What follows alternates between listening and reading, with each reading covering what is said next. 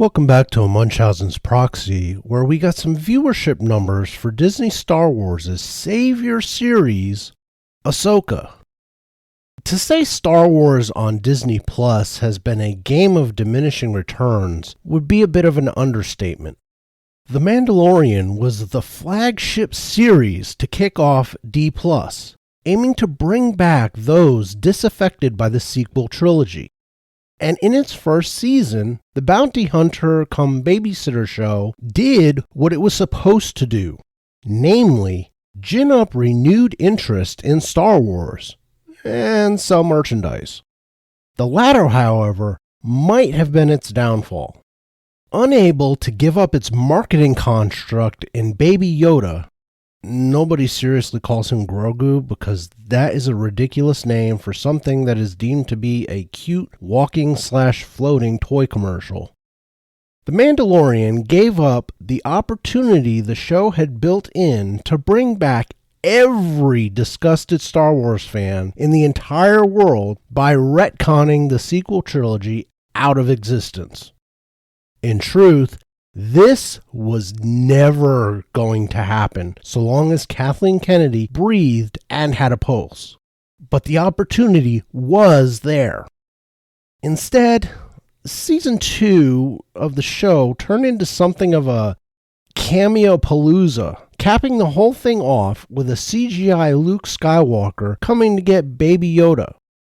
And if they stuck with that and turned The Mandalorian back into a bounty hunter show, things might have looked up. Instead, the oft-rumored Boba Fett movie bandied about Star Wars forums, chat rooms, and convention floors for years was repurposed into the Book of Boba Fett. A more blatantly deconstructing series Star Wars could not have come up with if Kathleen Kennedy herself wrote it. Well, actually, yeah, that would have been worse. Never mind. Banish the thought. The hideous, soul-destroying thought. Anyway, the Book of Boba Fett was a disaster, complete with space Vespas and Boba Fett using passive-aggressive strategies to become a crime lord. It was so bad they took out 2 episodes to repurpose Mandalorian Season 3 material to sort of gin up interest in the show before it was a complete disaster.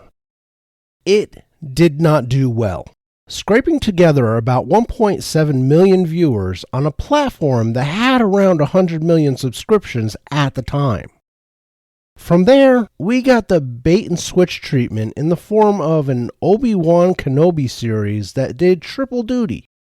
Obi-Wan was deconstructed, played second fiddle in his own series to a diverse female Inquisitor and a 10-year-old Princess Leia, and the canon of the original trilogy was bent over a table while Kathleen Kennedy and her writers group had their way with it. By the end, we got a meeting between Obi-Wan and Leia that never happened, 2 fights between Obi-Wan Kenobi and Darth Vader that never happened, and an Inquisitor was allowed to know about the existence of Luke Skywalker before walking off into the desert after surviving her second lightsaber to the torso. On the bright side, Disney did get more interest in Obi-Wan, luring 2.14 million people to watch the first episode, before dropping 30% by the finale at 1.5 million.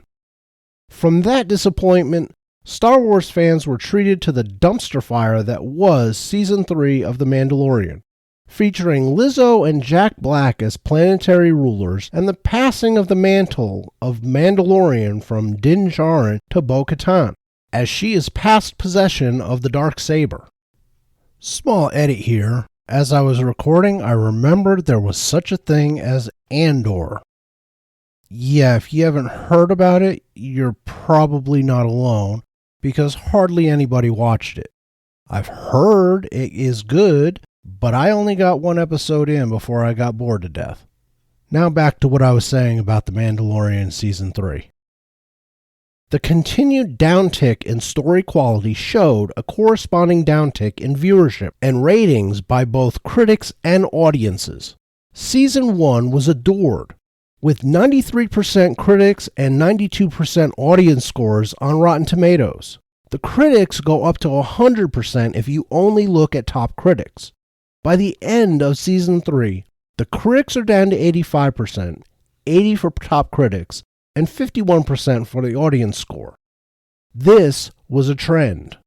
One the geniuses running Star Wars these days hope to fix by doing what should have been done from the start, but Kathleen Kennedy was too brilliant to even consider.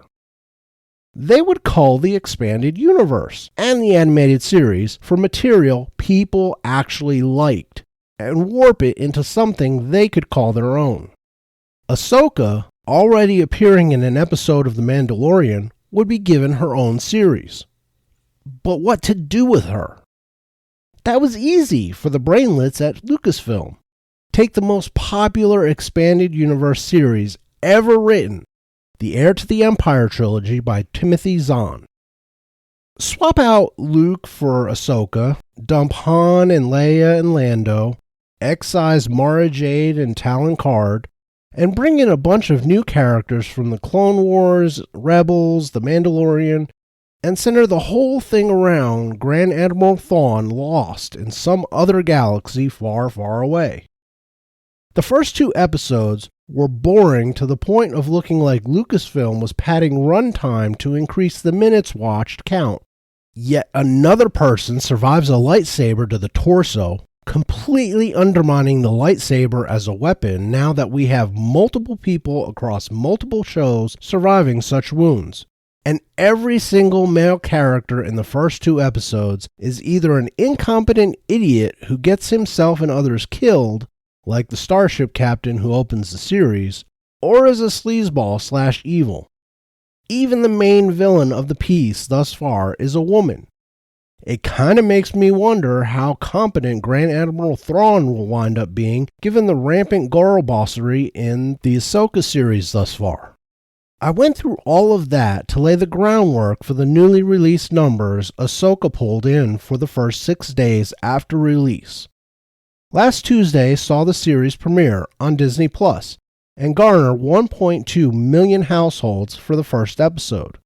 Since they released 2 episodes for the premiere, episode 2 numbers are back, and they are not good. Ahsoka lost fully 20% of the audience from episode 1 to episode 2. While not as bad as Obi-Wan, which lost 30%, it indicates that Ahsoka will not, in fact, save Star Wars. What's more, Ahsoka has a budget somewhere in the 180 million to 200 million range, meaning they need this show to pull in huge numbers who would then pull in new subscribers via word of mouth. The reviews I have seen will do nothing of the sort. And spending this much money on an 8-episode series is ridiculous. Unless, of course, it is pulling massive numbers. And the budget for Ahsoka is in line with other series on Disney Plus, giving you an insight into why D Plus keeps running 9 and 10-figure losses each quarter.